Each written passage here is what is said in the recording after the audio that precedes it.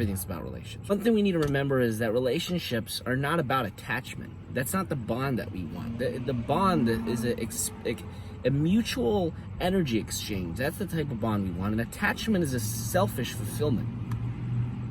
Right? We can't be selfish in a relationship. Those don't work. You gotta keep that in mind.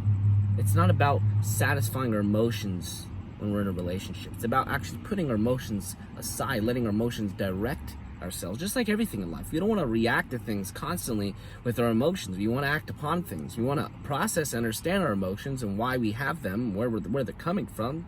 That's how we become self-aware and how we learn, right? Our emotions guide us through life. It tells you what lessons to learn. It tells you what to work on. Right? If we're angry at something, obviously something's triggering us. It tells us, okay, there's something here we need to figure out about ourselves. That's something, we need to learn about ourselves, helps us become self-aware. So we got to be careful when we're coming into a relationship and building strong relationships and maintaining healthy relationships. That it's not, be careful of letting your emotions get very engaged and attached within the relationship. We don't even be attached to anybody or anything. That's just selfish fulfillment.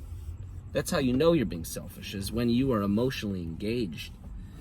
Emotions are two different things, right? When it comes to relationships, loving someone, there's sets of love, right? You have, there's emotional, where we feel love and it's in our heart, that emotional feeling. But then there's also our logical, unconditional love.